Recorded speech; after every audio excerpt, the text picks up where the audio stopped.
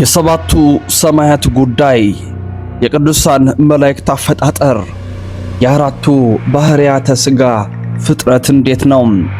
ይህ ሁሉ ሰማይ ከየት መጣም?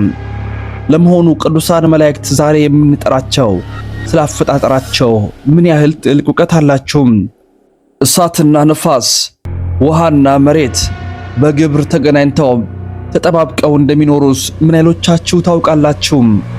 እነዚህን በስነ ፍጥረት ታሪክ እነሆ በሶስተኛው ክፍል የምናስደምጣችሁ ዛሬ ስለ መላእክት አፈጣጠር ነው።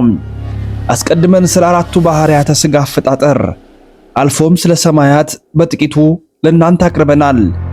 አሁን ሶስተኛው የስነ ፍጥረት ክፍላችን ደግሞ ቅዱሳን መላእክት እንዴት ተፈጠሩ የሚል ነው። በስመ አብ ወወልድ ወመንፈስ ቅዱስ አሐዱ አምላክ አሜን። ይህ ኦርቶዶክሳዊ የስነ ፍጥረት ታሪክ ነው። ኦርቶዶክስ ጠይቃ የማይመለስላት ቢኖር እንጂ ኦርቶዶክስ ተጠይቃ የማትመልሰው አንዳች የለም። ይህ ሁሉ በዓለማችን የሰማናቸው እያየናቸው ያሉ ታሪኮች፣ ስነ ፍጥረቶች ከየት መጡ? እነሆ ቅዱሳን ብለን የምንጠራቸው ብሩሃን ንዑዳን ቅዱሳን መላእክትስ እንዴት ተፈጠሩ? አብራችሁን ቆዩም። ከዚህ ቀጥሎ እግዚአብሔር ሰማያትን ከፈጠረ በኋላ መላእክትን ፈጠራቸው። ስለምን እግዚአብሔር ሰማያትን ከፈጠረ በኋላ መላእክትን ፈጠራቸው ቢሉ በፊትስ ፈጥሯቸው ቢሆን እኛም አብረነው ፈጠርን፣ ያዝንለት ወይንም ተራዳነው ባሉ ነበር። አንድም እርሱ ቢመሰርት እኛ ገነባን፣ እርሱ ቢገነባ እኛ መሰረትን ይሉ ነበር። ይህ የሚታወቅ ዘንድ ሳጥናኤል እንኳን በኋላ ከፍጥረት በኋላም ተነስቶ የፈጠርኳችሁ እኔ ነኝ ብሎ ተነስቶ ነበረም። እግዚአብሔር ይህንን ክፉ ከንቱ ሕሊና ከመላእክቱ ለማጥፋት ሰማያትን ከፈጠረ በኋላ መላእክትን ፈጠራቸው። ከፈጠረ በኋላ መላእክትን ፈጠረም። መላእክትስ ከምን ፈጠራቸው ቢሉ ከእሳትና ከነፋስ፣ መሬትና ውሃ ያልተቀላቀለበት ከነፋስና ከእሳት ብቻ ለተፈጠረው ገጽታ ሰላም እላለሁ። መላእክት ከእሳትና ከነፋስ ተፈጠሩ ካልን ስለምን መጻሕፍት የነፋስ ባህሪዋ የመላእክት ባህሪያቸው የሥላሴ ባህሪ አይታወቅም ይላሉ ቢሉ ይህስ ቅዱስ ቄርሎስ እንዲህ ሲል ተናግሮታል። የነፋስ ባህሪዋም የመላእክት ባህሪያቸው የሥላሴ ባህሪ አይታወቅም ማለት ግብራቸውን ለማጠየቅ ነው። እንደ እሳት የሚሞቁም እንደ ነፋስ የሚርቁ ስለሆነ ከእሳትና ከነፋስ ተፈጠሩ ይለዋል እንጂ ተፈጥሯቸውስ ሀብ አልቦ ነው። የስሙ ትርጓሜ የማይመረመር ካለመኖር ወደ መኖር ከኢምንት ግብር በቀዳማይ የእሁድ ሰዓት ሌሊት ለተከናወነው ስነ ፍጥረት ሰላም እላለሁ። ከዚህ በኋላ እግዚአብሔር በ10ኛው ሰዓት ሌሊት በኢዮር ያሉትን መላእክትን 4 አለቃ 40 ነገድ አድርጎ ከፈላቸው። ፊተኞቹን 10ሩን ነገድ ስማቸው አጋኢስት አላቸው። የአጋኢስትንም አለቃቸው ሳጥናኤል ነው። ሳጥናኤልስ ምን ማለት ነው ያሉ እንደሆነ ቅሩበ እግዚአብሔር፣ አሐዜ መንጦላይት፣ አቃቤ ስብሐት ማለት ነው። እነዚህንም ሲያሰፍራቸው ሲያዘጋጃቸው እንደ ላይ ቤት፣ እንደ ታች ቤት፣ እንደ ምድር ቤት አንድ ከተማ አድርጎ ከፍሎ በኢዮር በላይኛው ከተማ 10ሩን ነገድ አጋኢስት አሰፈራቸው። ሁለተኛው 10ሩን ነገድ ስማቸውን ኪሩቤል አላቸው። እነዚህም ካህናት ናቸው፣ የቀሳውስት አምሳል ናቸው።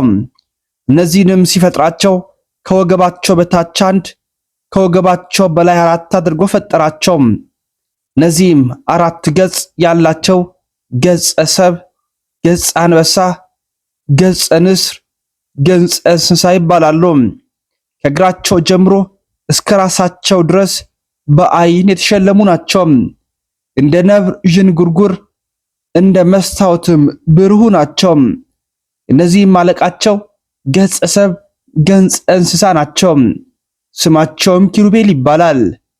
እነዚህም በኢዮር በሁለተኛው ከተማ ካለቆቻቸው ጋር አስፍሯቸዋል። ሶስተኛው 10ሩን ነገድ ስማቸውን ሱራፌል አላቸው። የዲያቆናት አምሳል ናቸው።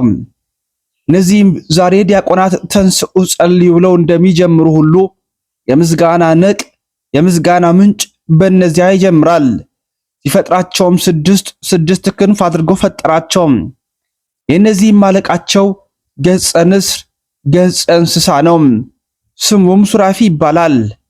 እነዚህም በኢዮር በሶስተኛው ከተማ አስፍሯቸዋል። ከዚህ በኋላ አራተኛው 10ሩን ነገድ ስማቸው ኃይላት አላቸው። እነዚህም የሥላሴ ሰይፍ ጃግሬ ናቸው። ካለቃቸው ጋር በኢዮር በአራተኛው ከተማ አስፍሯቸዋል። የእነዚህም አለቃቸው ቅዱስ ሚካኤል ነው። ከዚህ በኋላ እግዚአብሔር በ10ኛው ሰዓት ሌሊት በራማ ያሉትን መላእክትን 3 አለቃ 30 ነገድ አድርጎ ከፈላቸው። እነዚህንም ሲያዘጋጃቸው እንደ ላይ ቤት፣ እንደ ታች ቤት፣ እንደ ምድር ቤት 3 ከተማ አድርጎ ከፈላቸው። ፊተኛዎቹንም 10ሩን ነገድ ስማቸውን አርባብ አላቸው። አለቃቸውም ቅዱስ ገብርኤል ነው። ሁለተኛውንም 10ሩን ነገድ ስማቸውን መናብርት አላቸው። አለቃቸውም ሩፋኤል ነው። እነዚህም የሥላሴ ጋሻ ጃግሬዎች ናቸው። የመብረቅ ጋሻ የእሳት ጦር ይዘው ዘላለም እንደ ነፋስ ሲበሩ ይኖራሉ። እኒህም በራማ በሁለተኛው ከተማ አስፍሯቸዋል። ሶስተኛው 10ሩን ነገድ ሥልጣናት አላቸው። አለቃቸው ሱሪያል ይባላል። እነዚህም የሥላሴ ነጋሪት መቺዎች ናቸው። መላእክትን ለቅዳሴ ለስባሄ ሲያነቁ ሲያተጉ የሚኖሩ እኒህ ናቸው። በራማ በሶስተኛው ከተማ አስፍሯቸዋል። ፊተኞች 10ሩ ነገድ ስማቸው መኳንንት አለቃቸው ሰዳኪያል ይባላል። እነዚህም የሥላሴ ቀስተኞች ናቸው። ተራራ የሚንድ ድንጋይ የሚሰነጥቅ የእሳት ፍላጻ የእሳት ቀስት ይዘው ሰውን ሁሉ ከመከራ ሥጋ ከመከራ ነፍስ ሲጠብቁ የሚኖሩ መላእክት ናቸው። ኋላ በትንሣኤ ዘጉባኤ የሰውን ሁሉ አጥንት ሰብስበው ለትንሣኤ የሚያበቁ መላእክት እነዚህ ናቸው። እነዚህም በኤረር በላይኛው ከተማ ከናለቃቸው አስፍሯቸዋል። እነዚህም በኢዮር ያሉ መላእክት ከራማ መላእክት ጋር 70 ነገድ 7 አለቃ ናቸው። እነዚህ የጭፍራ አለቆች የአንዱ ነገድ ከውሉድ አዳም ትክክል ነው። ከዚህም በኋላ እግዚአብሔር ከ11ኛው ሰዓት ሌሊት በኤረር ያሉትን መላእክትን 3 አለቃ 30 ነገድ አድርጎ ከፈላቸው። እነዚህንም ሲያበጃጃቸው እንደ ላይ ቤት፣ እንደ ታች ቤት፣ እንደ ምድር ቤት 3 ከተማ አድርጎ ከፈላቸው። ሁለተኛው 10ሩን ነገድ ስማቸው ሊቃናት አላቸው። አለቃቸው ሰላትያል ይባላል። እነዚህም የሥላሴ ፈረስ ባልደራስ ናቸው። በእሳት ፈረስ ተቀምጠው የእሳት ልብድ ተለብደው በከዋክብት አምሳል የብርሃን ሰላጤን ይዘው በልባቸው የሚሳቡትን በእግራቸው የሚሽከረከሩትን በክንፋቸው የሚበሩትን በደመ ነፍስ ሕያዋን የሆኑትን ሁሉ ጠባቂ መላእክት ሆነው ሲጠብቁ የሚኖሩ መላእክት ናቸው። እነዚህም ካለቃቸው በኤረር በሁለተኛ ከተማ አስፍሯቸዋል። ሶስተኛው 10ሩን ነገድ ስማቸው መላእክት አላቸው። አለቃቸው አናንያል ይባላል። እነዚህም እንደ ብረት የጸና የእሳት ነጎድጓድ ወደ ምድር የሚወነጨፉ ፀሐይን፣ ጨረቃን፣ ከዋክብትን፣ አዝዕርትን፣ አትክልትን፣ እጽዋትን ከምድር በላይ ከሰማይ በታች የተፈጠሩትን ሁሉ የሚጠብቁ ጠባቂ መላእክት ናቸው። እነዚህንም በኤረር በሶስተኛ ከተማ አስፍሯቸዋል። በሶስቱ ሰማያት ያሉ 10 አለቃ 100 ነገድ እነዚህ ናቸው። የተወደዳችሁ ውድ ቤተሰቦቻችን በቀጣይ ደግሞ ሌሎች የሥነ ፍጥረትን ታሪክ በስፋት እናወሳለን።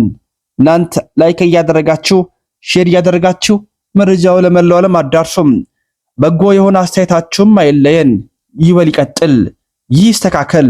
ያንን እኛ ተቀብለን እናንተ እንደምትሉት እናቀርባለን።